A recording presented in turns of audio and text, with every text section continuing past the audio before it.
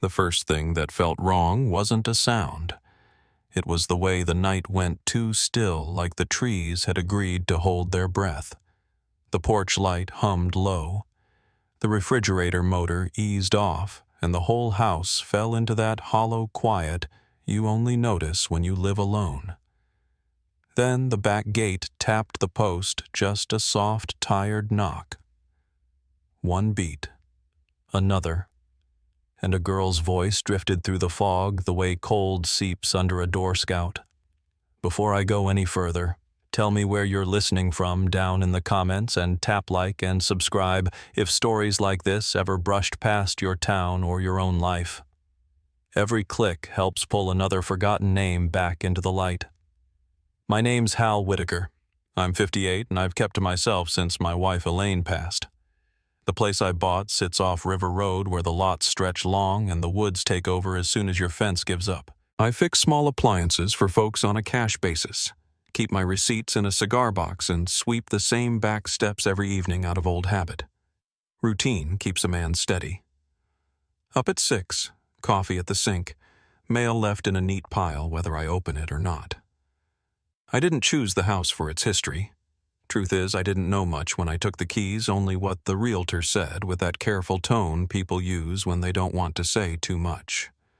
Quiet street, long yard, backs to the tree line. The neighbor 2 doors down, Mrs. Jensen, told me the family before me had a golden retriever that used to drink from the bird bath and sling water everywhere. She said it with a smile, then looked past me at the woods and changed the subject. I liked it here. The air smelled like wet cedar after sundown. In winter, the fog came shouldering in from the river and pressed against the porch screens. In July, the grass went dry and the cicadas sang until the porch light clicked off. Some nights a raccoon took a run at my trash cans. Sure, but I've seen raccoons since I was a kid. They sound like trouble, but they're mostly bluster. What I started to notice were smaller things. The bird bath turned a 1/4 inch on its base, even though the bowl is heavy stone. A strip of grass flattened at the same place near the fence every few nights, as if something or someone favored that spot. Twice I found the back gate latch down, but not fully set, hanging on by a sliver. I chalked it up to wind and critters. You do that when you live alone. You pick the explanation that lets you finish your coffee and sleep. Inside, I kept one photograph out Elaine in a red scarf, snow on her shoulders, laughing at something I said I don't remember the joke now. Everything else I left boxed. The living room had the echo of a house, still getting used to your voice. Most evenings I let the radio talk low and wandered to the kitchen for another cup I didn't need. That night, the quiet came down the way a curtain falls. I heard the gate and the soft tap again. I eased the kitchen light off with the back of my hand and let my eyes adjust. The yard was a pale wash moonlight on wet grass, the bird bath a gray smudge. The woods stood up dark and patient at the edge of everything. Scout. The voice was close this time, a whisper trying to be brave. I stepped to the screen door and pressed my palm flat against it so it wouldn't creak. Out by the bird bath, something moved a slight shape, arms folded tight like she was holding herself together against the cold. She turned her head toward the house, slow, careful. I couldn't see her face yet, only the set of her shoulders and the shine of bare feet damp with dew. The porch light switch was under my thumb. I didn't flip it.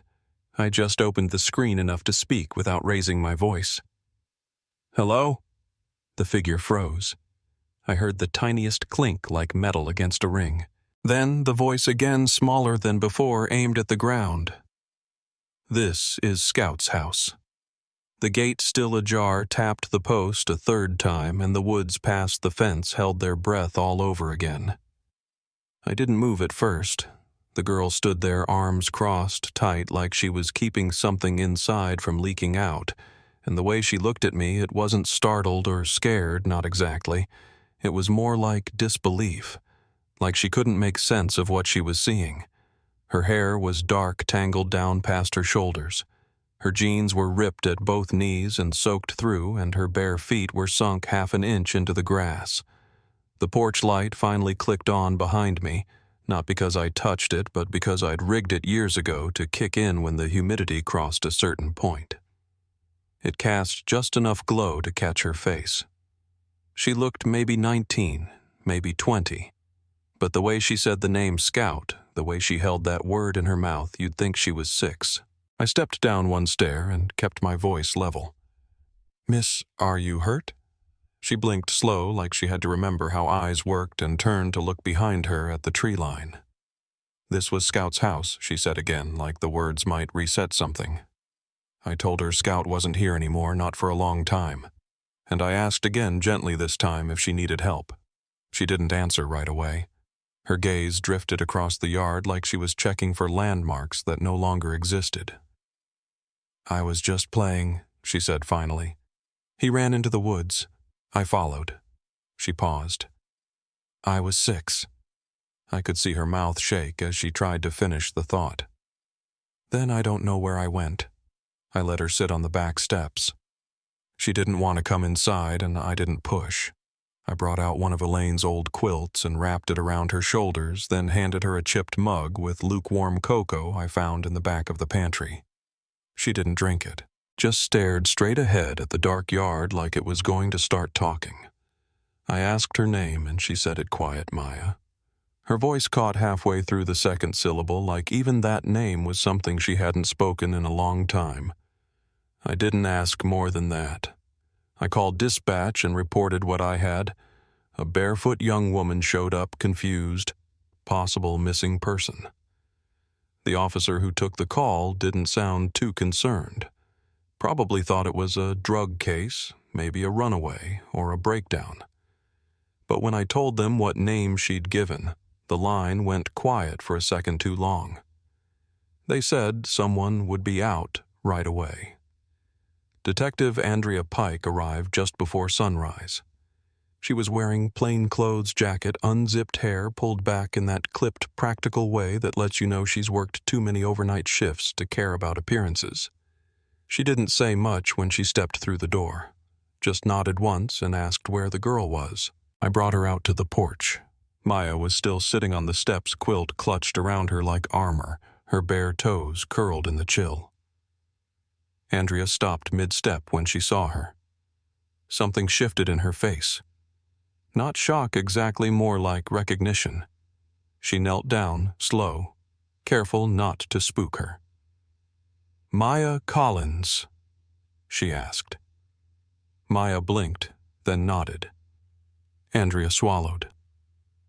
"Do you know where you are?" Maya looked around again, uncertain.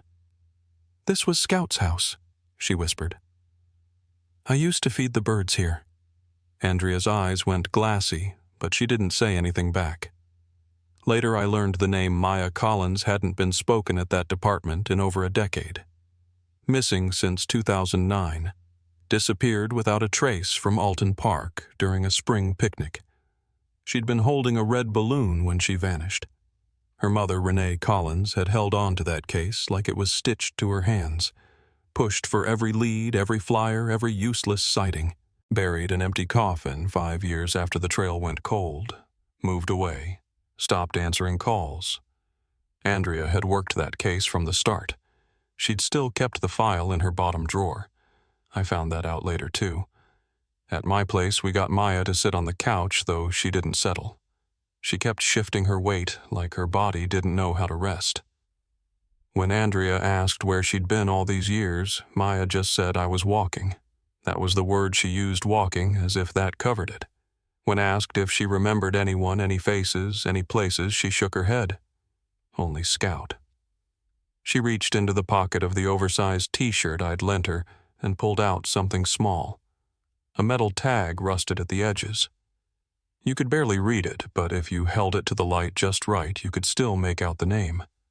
Scout. They brought her in for observation later that morning. EMTs checked her over on the porch. No obvious injuries. Skin cold to the touch. Malnourished but stable. When they asked for her date of birth, she hesitated. Then said, "I don't know." At the hospital, she was quiet during intake. When asked if she knew what year it was, she guessed. Maybe 2011.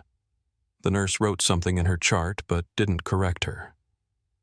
When they said the year was 2023, she didn't react, just blinked and looked out the window. When Renee Collins was finally reached and told her daughter had been found, she didn't believe it. She told the detective, "I buried my child." Andrea said, "Only I know. But she's alive." The line stayed silent for nearly 30 seconds before Renee whispered, "Please don't give me hope if you can't keep it." Maya stayed in the hospital that night.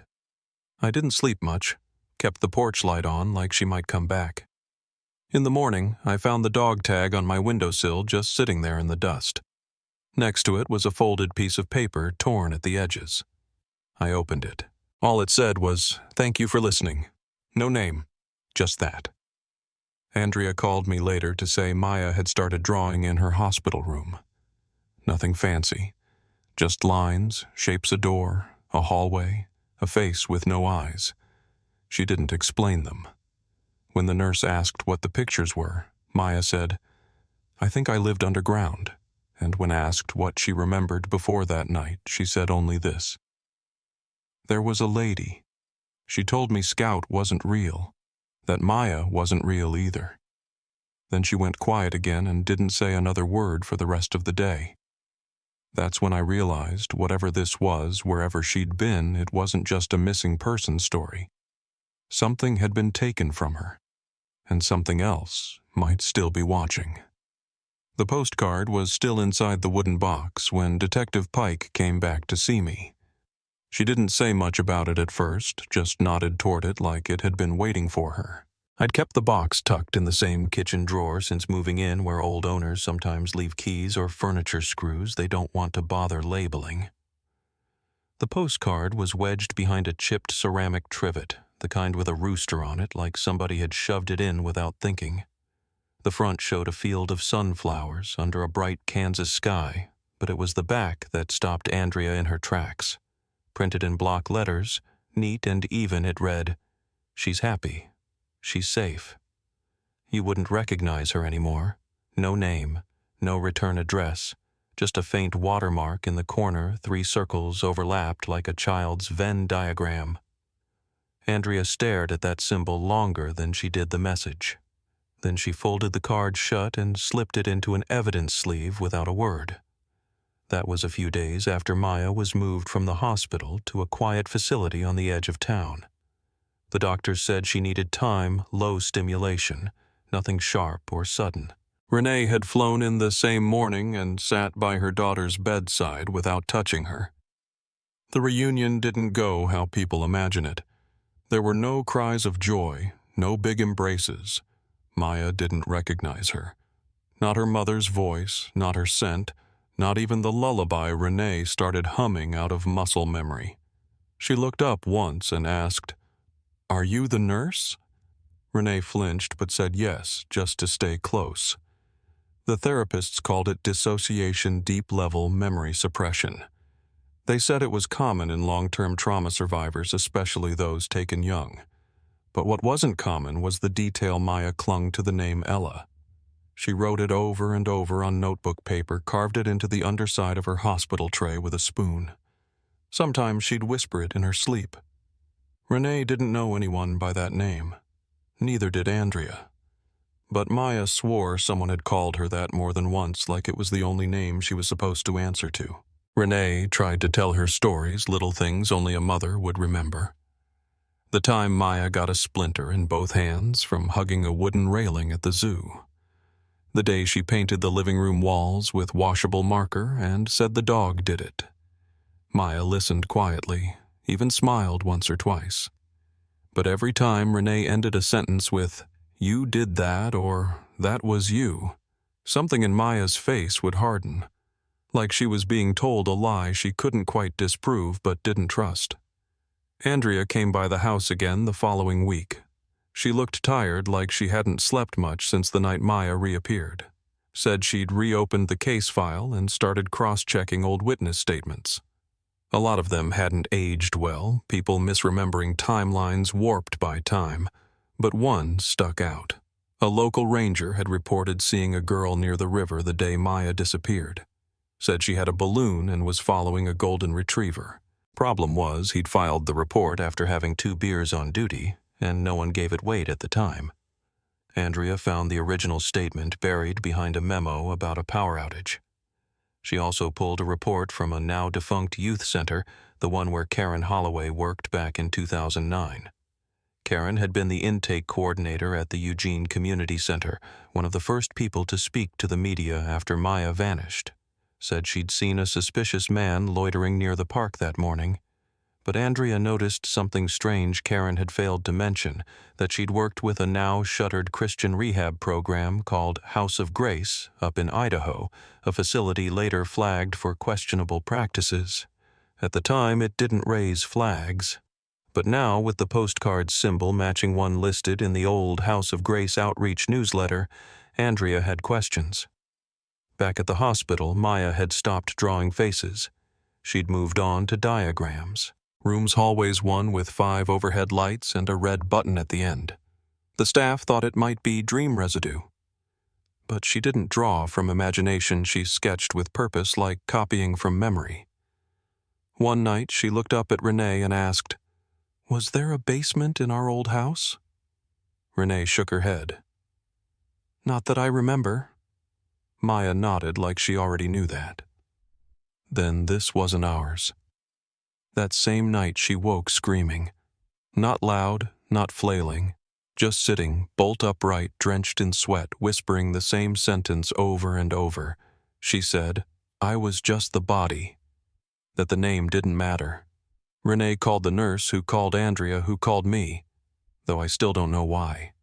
Maybe just because I'd seen her first. Maybe because I'd listened. I didn't have answers, but I remembered something I hadn't told anyone before. About 2 weeks after moving in, I'd found a bracelet under the floorboard in the back bedroom closet. It was thin, gold-plated, almost too small for a wrist. I'd tossed it in the same drawer with the old keys and loose screws. But when I went to check, it wasn't there. I asked Andrea if she'd seen it during evidence collection. She said no, nothing like that had been logged. But 2 days later, Maya held it up in her hospital room. She'd drawn the same 3-circle symbol on the paper next to it and written the phrase, "For the one who remembers." When Andrea asked where she found it, Maya said, "In the room with no windows." Renee looked confused. "We don't have one of those." Maya didn't respond. She just kept tracing the circles with her finger. By then, the press had gotten wind of the case. A girl missing since 2009 returns with no memory. Photos of her as a child resurfaced online. Headlines speculated amnesia abuse cults. Some folks in town whispered maybe she was lying, maybe she'd never been missing at all, that she'd just run off and come back when she needed help. Andrea ignored all that. She focused on the symbol, the bracelet, and the drawings. Quietly, she started reaching out to former staff from House of Grace. One name came up more than once, a woman who went by Sister Grace. Real name unknown. Last seen in Bend, Oregon, teaching at a private retreat. Andrea made plans to go. Said it wasn't official business yet. Just follow-up. I asked if she believed Maya's story. She didn't answer right away. Then she said, "I believe she remembers something someone didn't want her to." She paused. "And I think she's not the only one." That was the first time I saw Andrea shaken. Not scared, just tired in a way that comes from seeing too many versions of the same mistake. As she got up to leave, I asked her one more thing. "You think Renee knows more than she's saying?" Andrea didn't look back. She just said, "I think she knows something she's still trying not to remember." Then she walked out into the late afternoon light, and I stood in the kitchen holding the postcard, watching the ink fade just a little more under my thumb. Renee didn't sleep that night. I could tell from the way the porch light stayed on and the way the blinds never fully closed, like she was watching the edges of her own house for something to shift.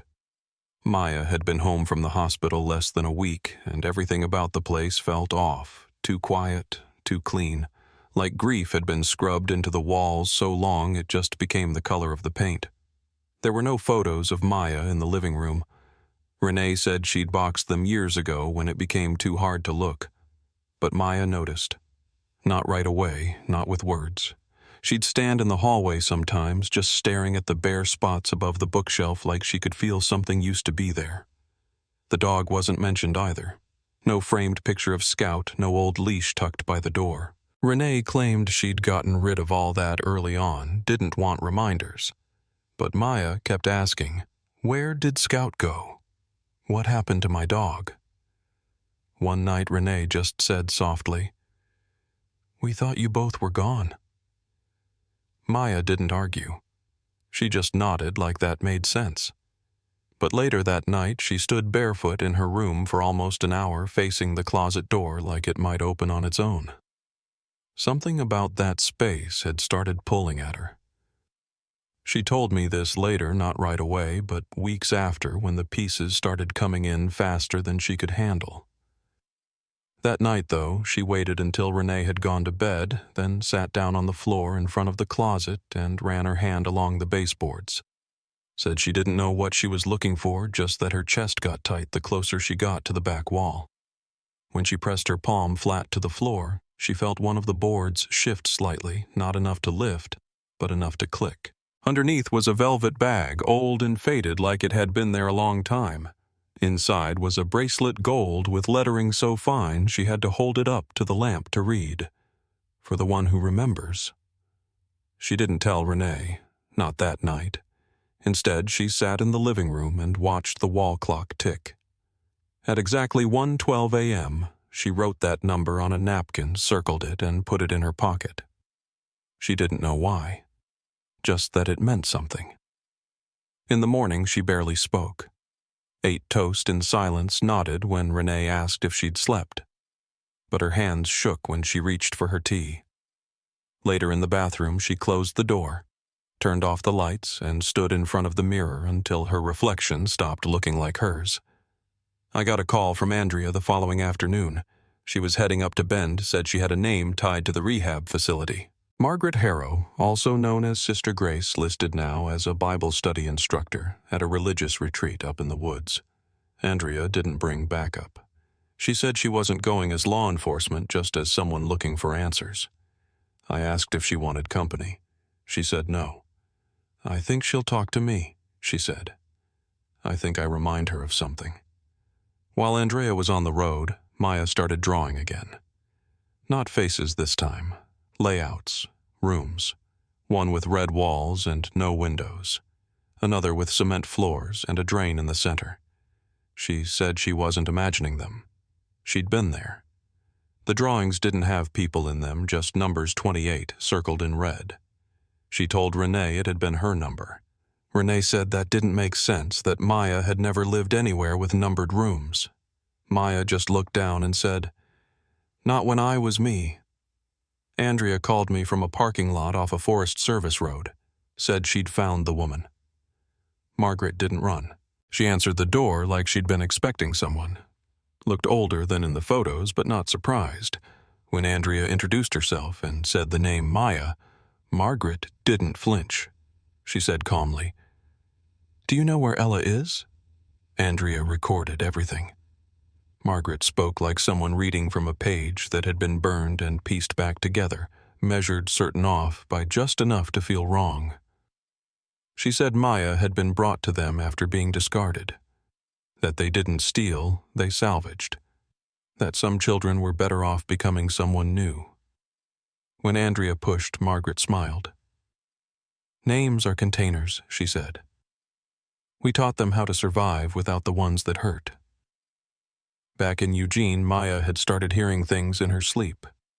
Not voices exactly, more like a cadence command spoken over and over, too faint to understand, but impossible to forget. One morning she told Renee. She made me say things until I couldn't remember my own name. Renee tried to tell her she was safe now, that it was over. Maya didn't argue, but that night she moved her mattress to the floor, pushed her dresser in front of the closet, and slept with the lights on. Andrea returned the next day with a copy of a 2014 group photo from the House of Grace newsletter. 12 girls, all in matching polos. Hair braided the same way. Blank stares. One in the back row, barely visible, could have been Maya, or Ella, or someone in between. Maya stared at it for a long time, then pointed at the corner. That girl she said used to tell me I wasn't real. When Andrea asked who she was, Maya said, "Me." A few days later, Maya asked Renee a question out of nowhere. "Did you ever try to adopt after I disappeared?" Renee hesitated before answering. Said she thought about it, that she'd even filled out the forms once, but she never went through with it. Maya didn't say anything else, just nodded like that explained something she couldn't yet prove. "I don't think it was about betrayal. I think it was about accounting trying to track where the missing parts of her had gone. That evening, she returned to the park where she'd vanished, the one with the old footbridge and the slope down toward the river. Renee brought her, but Maya asked to walk the last stretch alone. She stood by the edge of the water for a long time, unmoving. When Andrea and I caught up, she was still there. She didn't turn around, just raised her hand and pointed to a patch of dirt near the tree line. "That's where I saw him," she said. "He had a camera." Andrea asked if she remembered his face. Maya crouched down, picked up a stick, and began to draw. The sketch was crude but certain. Square jaw, thin lips, shallow eyes. She looked up and said, "He watched me follow Scout." Then she stood and handed the stick to Andrea like it was part of the evidence. We didn't speak much on the walk back. Renee stayed close to her daughter. Andrea walked a few paces behind, eyes on the trees. I kept thinking about that name, Ella, about the bracelet, the drawing, the number 28. All these fragments scattered like ashes, still carrying heat. And I knew even then that whatever had been done to Maya wasn't finished. It had just gone quiet, like something waiting underground for the right time to speak again. 2 days after the visit to the park, Maya went quiet in a new way. Not withdrawn exactly, just still like her thoughts had moved somewhere out of reach and left her body behind to wait. Renee said she'd started spending longer stretches in her bedroom, lights off, blinds drawn. Not sleeping, not crying, just sitting. The drawings stopped too. Not because anything had gotten better, but because she said she was done guessing. What she remembered now came in pieces, and they weren't dreams. She said that once in passing, more to herself than anyone else, "These aren't dreams." That was the day she opened up the sketchbook again and started tracing a hallway. She said she knew by touch, cold tile, low ceiling door at the end, with a red sticker that peeled at the edges. She didn't call it a memory. She called it a place they kept us. That night, Renee went to bed early and left a light on in the kitchen. Maya stayed up, just pacing. Something about the floorboards seemed to bother her, like they didn't sound right beneath her. Around 2 in the morning, she walked into the living room, knelt on the rug, and slid her hand under the edge of the couch. She wasn't looking for anything specific. She said she just felt like something had been left.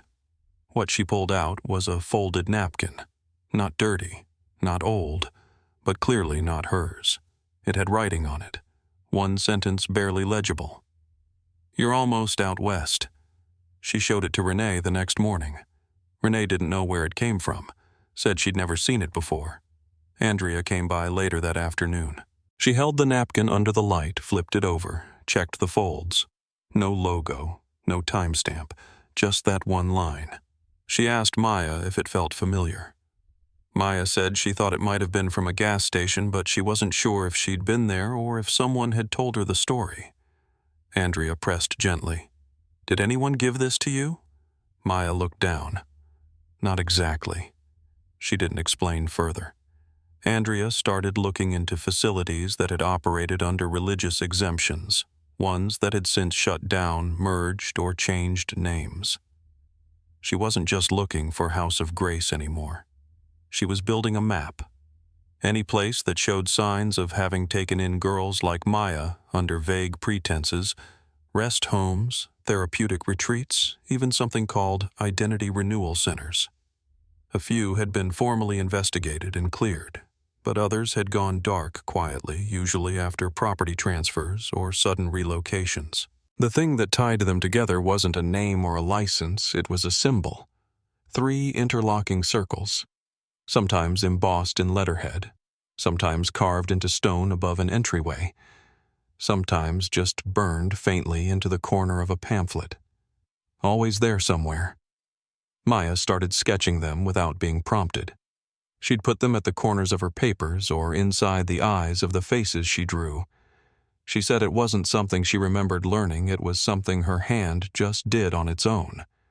She said that once during a conversation with Andrea after a long pause. It's like muscle memory, but for something that was never mine. Andrea asked if the circles meant anything to her. Maya said they used to, but she didn't want them to anymore. That same week, a tip came in from a woman in Idaho. She wouldn't give her name, but she claimed she'd once stayed at a place that matched the House of Grace description. She said she'd seen a girl there in 2014, dark hair, quiet, always holding her hands in front of her like she was waiting to be dismissed. Said she never talked, but once asked where Scout went. The woman hadn't known what that meant at the time. Said she remembered it because the girl had said the name like it was a person. Andrea asked if the girl had a number. The woman said yes, 28. She remembered it being written on the wall above her bed. Andrea drove out that weekend. The building was still there, but the roof had partially caved in. The front sign had been taken down, but the basement was intact. Concrete stairs, metal door, hallway with a slope that wasn't noticeable until you walked it and felt yourself dipping slightly forward. 28 small beds, each one with a number. Andrea stood in front of the last one. A rusted frame, no mattress initials scratched into the side rail. A line carved deep into the footboard like it had taken someone days Scout is real. I am Maya. Please remember. She didn't call me from the car this time. She waited until she was back in Eugene. We sat in the kitchen while Renee dozed on the couch. Maya had gone to bed early but left the hallway light on. Andrea showed me the photos from the basement. Not gruesome, just quiet, too clean. Like everything had been erased except the residue of what had happened there. The carving stood out more than anything. She said it didn't feel like a confession. It felt like a message that had been waiting for years for someone to find it.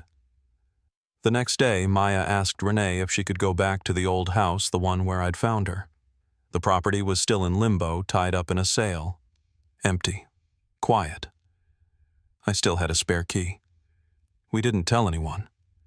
Renee drove her, but Maya walked the last block alone. I watched her from the edge of the yard. She didn't go inside right away, just stood under the back porch and stared at the dirt. Then she got down on her knees and started digging. She didn't say what she was looking for, just kept going. Her hands were raw by the time she hit metal, a tin box rusted sealed tight. Inside was a photo, Scout Young Leash, tangled in the grass, and a drawing signed in childish block letters, Maya C., and a cassette tape. We didn't have a way to play it, but I still had an old deck in the garage. We wiped off the dust and slipped the tape in. The sound was warped, but her voice came through clear. My name is Maya Collins. If someone finds this, tell my mom I didn't run away. Scout chased something and I followed him. Then a lady said I had to forget, but I don't want to forget. I'm Maya. Please remember me. Renee broke down the second the tape stopped. I don't think it was the voice itself. It was the fact that Maya had tried even at 6 to leave something behind. Something more than a footprint or a piece of clothing. Something that told the truth.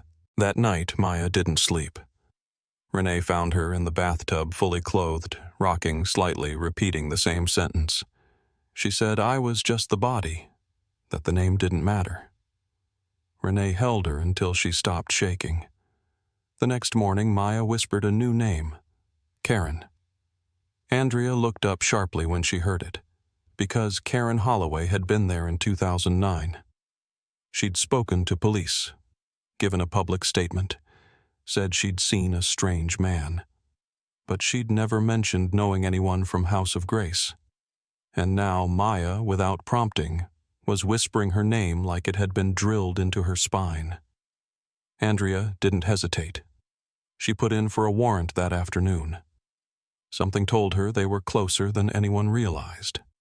Not to the end, but to the truth that had been buried beneath all the silence. Something Maya had always known, even if she'd been trained to forget. Karen Holloway didn't look surprised when Andrea showed up at her door. She'd retired early from the youth center, sold her house just outside Springfield, and taken up a quiet part-time job cataloging archives at the county library. Nothing flashy, nothing that left a digital trail. But her name was still on the original report from 2009, the one where she claimed she saw a suspicious man near the park the day Maya disappeared. That part had always stayed just vague enough to sound concerned without offering any real help. What she never disclosed, not to the department, not to reporters, not to Renee, was that she'd once worked with Margaret Harrow. Andrea brought the photos. The newsletter with the circle symbol. The photo of House of Grace girls lined up in matching polos. Karen didn't deny it. She didn't even ask where Andrea had found them. She just said, "That was a long time ago," and folded her hands into her lap like she was bracing for a storm. Andrea asked her what they'd done to the girls. Karen didn't answer right away. She kept her eyes on the floor and said only, "They weren't supposed to stay that long." Andrea pressed her again. What happened to Maya Karen finally looked up. Margaret said she had potential, said she was shaping faster than the others, said she could hold more. When Andrea asked what that meant, Karen's voice dropped. They made her disappear. Back at Renee's house, Maya had grown more restless. Not frantic, just alert, like something in her body knew the ground was shifting. She'd stopped asking permission to do things. She packed a bag quietly, left a note on the kitchen table, and was gone before Renee came back from the store. The note said, "I remember now. I have to see it. Don't follow me." Renee called Andrea first, then me. She was shaking, holding the note like it might vanish. I asked when she'd last seen Maya. She said 20 minutes ago, maybe 30. That meant she couldn't have gotten far, but her phone was already off. Andrea checked traffic cameras. Nothing. She went back to Maya's last drawings, the ones she'd torn from her sketchbook but hadn't thrown away. One showed a building plain beige, unremarkable. Another showed the symbol. A third had a door low and wide drawn in red pencil with a circle scratched into the floor in front of it. Maya had drawn that same door hundreds of times in the hospital without explanation. Andrea recognized it instantly. It matched the back entrance of the condemned facility in Eugene, the one linked to a sister site of House of Grace. It had once been listed as a regional assessment center for girls in state care. It had been empty for years. Andrea called it in and drove there herself. By the time she arrived, the lock on the back door had already been broken. The main corridor smelled like mildew and heat. Dust floated in thin slants of light through the broken windows. But the place wasn't entirely silent. Somewhere down in the lower level, someone had reconnected emergency power. Faint lights buzzed in the floor trim. Andrea followed the same layout she'd memorized from the blueprint down to the second corridor past the marker with the 3 circles burned faintly into the wall paint. She found the door with the red sticker just as the light flickered. Inside was the red room, still intact, still marked with faint scuff lines from old shoes, still humming low like the air had a pulse of its own. Maya was standing in the center, eyes closed, hands folded. She didn't turn when Andrea entered. She just whispered, "This is where they said it started." When she opened her eyes, she looked older. Not in years, but in the way someone looks when they stop flinching. She said I was supposed to be Ella. They told me Lily had more value, that I was just available. They said Scout was made up, that my name didn't matter. Andrea stepped forward slow. "Do you remember who said that?" Maya nodded. The man. The one from the drawing. He was here. Andrea asked Gregory Fenton. Maya didn't answer. She just pointed to the corner of the room. A man stepped into view. He didn't look shocked to see them. His hair was thinner, his coat worn at the sleeves, but Andrea recognized his face instantly. Gregory Fenton, last known operator of a regional intake program flagged in a trafficking sting but never formally charged. He looked at Maya and smiled. Ella was promised. You were the stand-in. Andrea pulled her badge, but he didn't run. Not yet. He stepped forward like it was a reunion. Maya didn't move. She said clearly, I'm not Ella. I never was. And for the first time, her voice didn't waver. Sirens echoed from the street above. The squad had arrived. Gregory tried to cut through the side hall, but Andrea was faster. She took him down with one arm across the chest, held him there until backup swarmed the hallway. They arrested him on the spot. No resistance, no outburst. Just a faint smirk as they cuffed him like he was still holding a secret. Maya didn't cry, didn't speak. She just stood at the edge of the red room while officers took photos and logged evidence. When they finally let her out, she paused in the doorway, turned back and whispered, I remember now. And then she left. Back at the precinct, Renee arrived within the hour. She found Maya sitting in the quiet hallway near the interview rooms, arms folded, eyes tired but clear. She dropped to her knees in front of her daughter and asked, Why would you go alone? Maya said softly. Because I had to be the one to end it. And that was all. They held Gregory without bond. Karen Holloway was brought in for questioning again. This time she didn't hold back. She confirmed that Maya was part of a rewrite program taken for a short-term identity reassignment, but kept longer due to response compliance. She used those words exactly. Response compliance. When Andrea asked what the end goal had been, Karen just said, to make her forget. Then added quietly, but she didn't. That night, Andrea went back to the house and sat on the porch beside me. She didn't speak for a long time. Then she said, We thought we were looking for a missing girl, but what we found was a stolen one. I asked if it was over. She said no, but we finally found her voice. Somewhere Margaret Harrow was still missing, but Maya wasn't. And for the first time in 14 years, the silence no longer felt final. It felt like the start of something louder, something that might finally hold. The news vans didn't take long to find us. Once word got out that Gregory Fenton had been arrested and Karen Holloway was in custody, the story turned fast from a local mystery to something much larger. Reporters started calling it the Ella Project. That name didn't come from us. It came from the case files Andrea released fragments the press pieced together documents we never meant to make public. A list of names with no photos, locations marked with codes not cities. But what stuck was the name Ella written more times than any other. For days it felt like everyone wanted to ask Maya about that name, as if understanding it could explain everything else. But Maya didn't talk to reporters. She didn't take interviews. She didn't post anything. When Andrea asked what she wanted to do next, she just said, I want people to know what happened, but I don't want to be the symbol for it.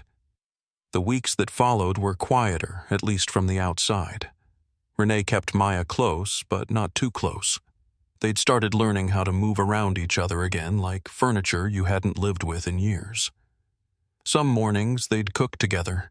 Some days Maya would sketch on the back patio until the sun shifted.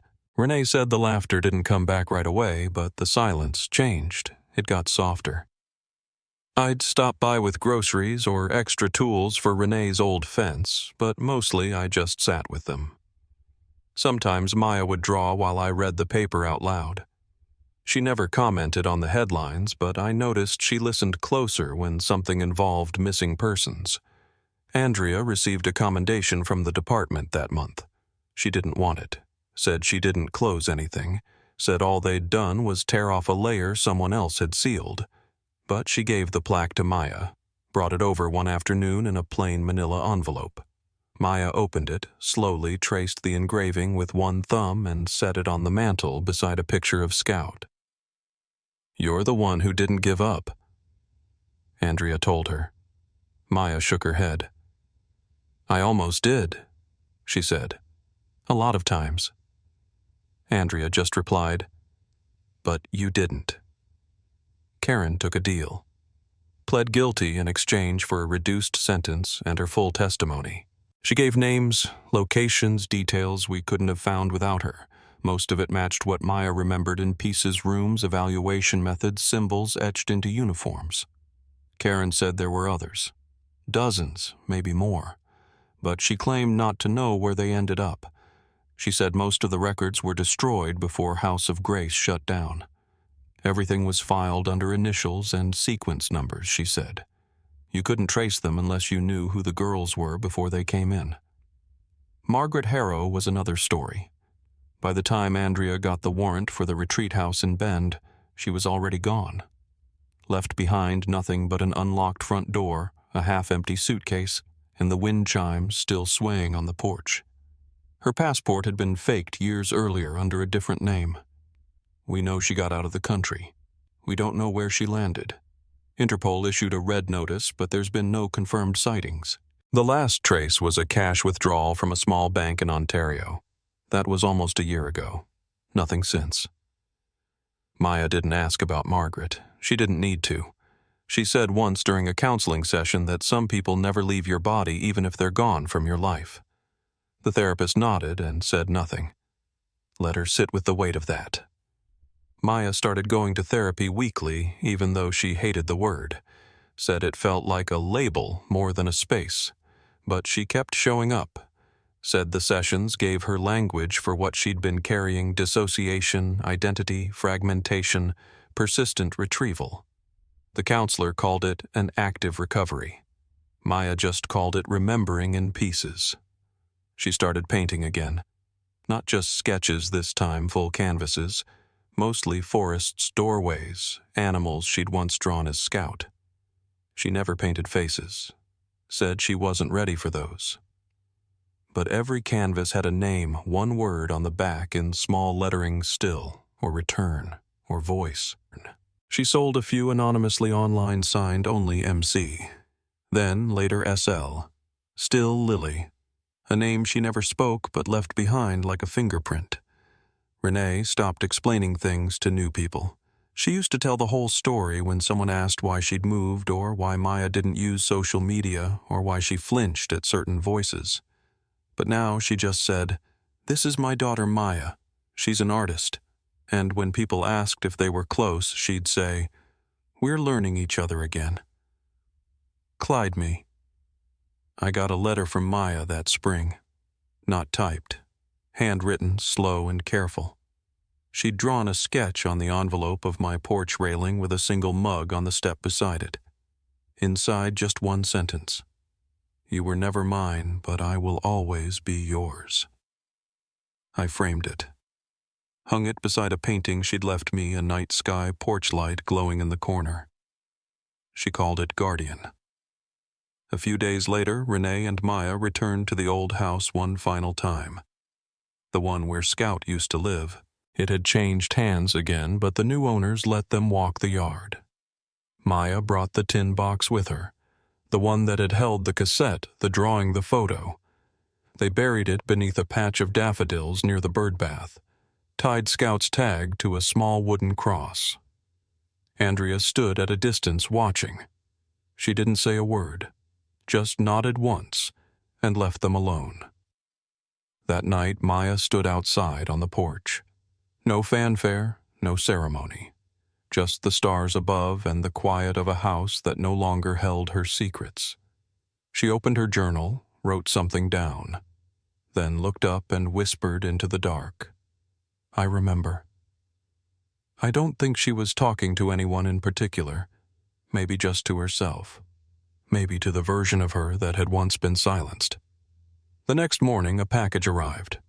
No return address. Inside was a small velvet pouch newer than the first with a silver chain tucked inside. The pendant said one word: truth. Maya didn't react. She just smiled faintly and slipped it into the same drawer as her sketchbook.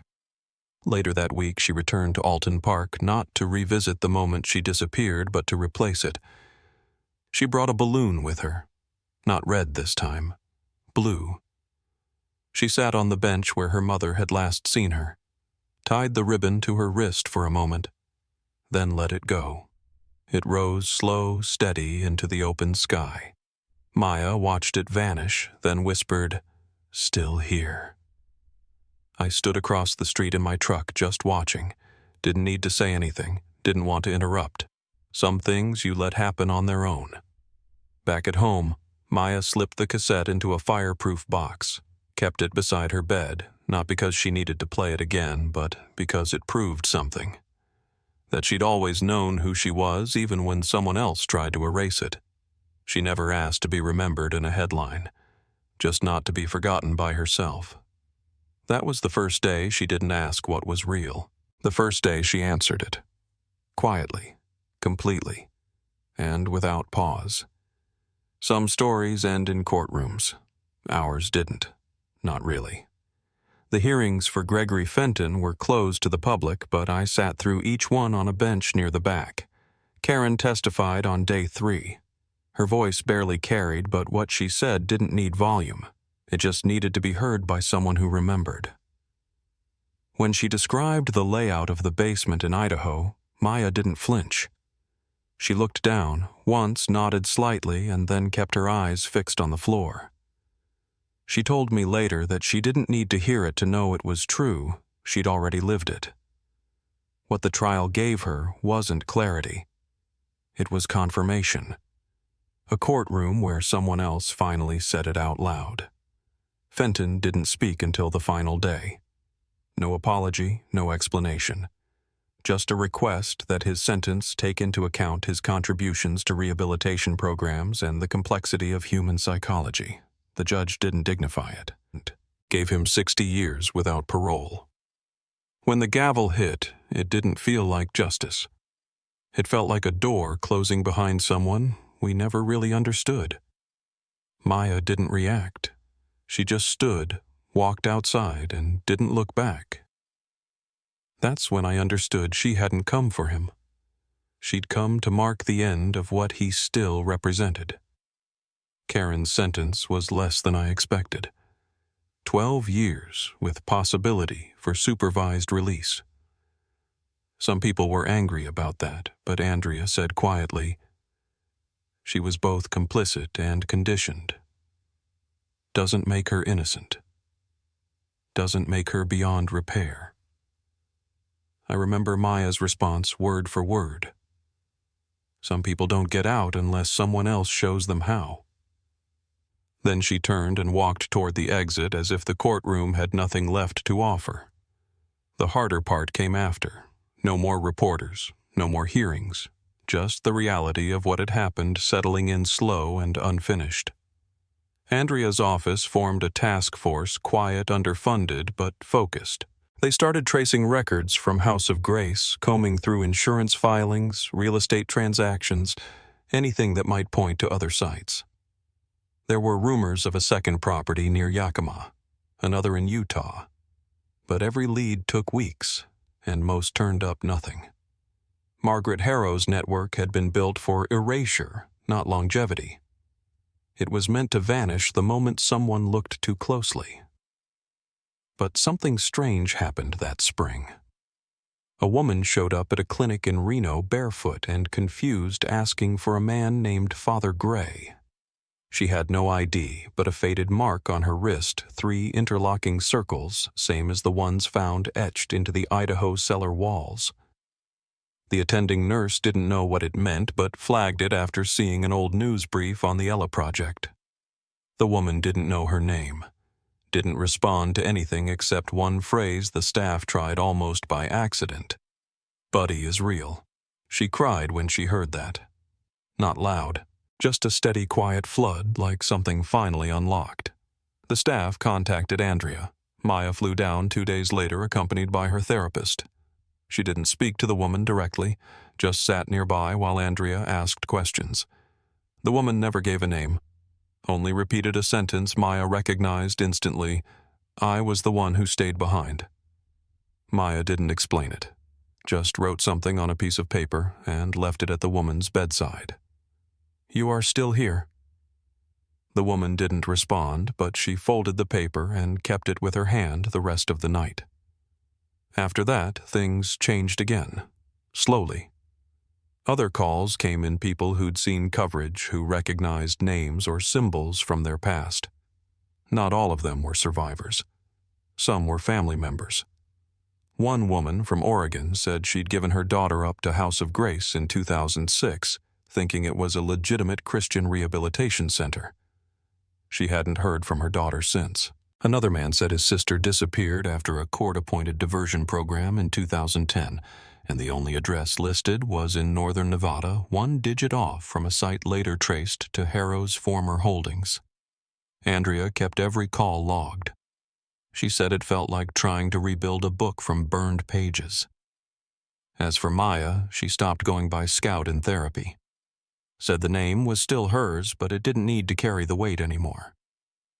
She went by Maya Lily Saunders again, formally reestablished her identity through a state petition and DNA documentation. The process took weeks. The hearing took 7 minutes. A judge who didn't blink at the file didn't ask for clarification, just stamped the paperwork and said, "Welcome home, Maya."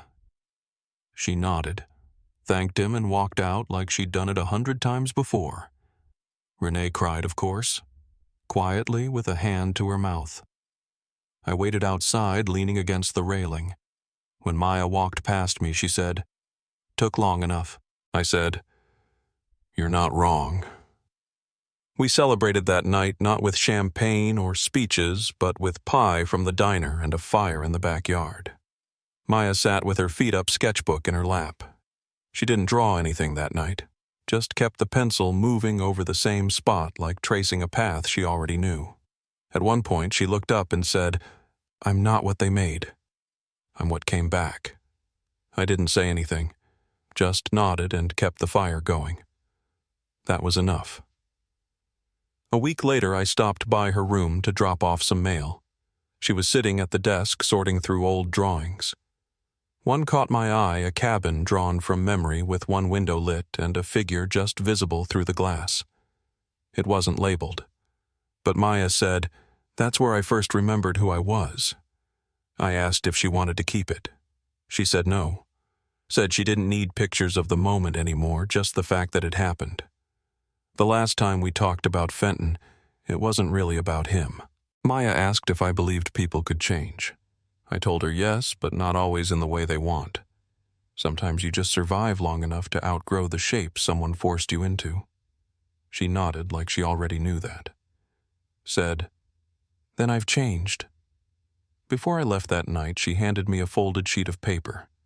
No words, just a sketch of a girl holding a balloon, blue ribbon, bare feet, dandelions in the grass. I asked if it was her. She said it was. Then added, "But now I think it might be someone else's turn." Next morning, Andrea called with news.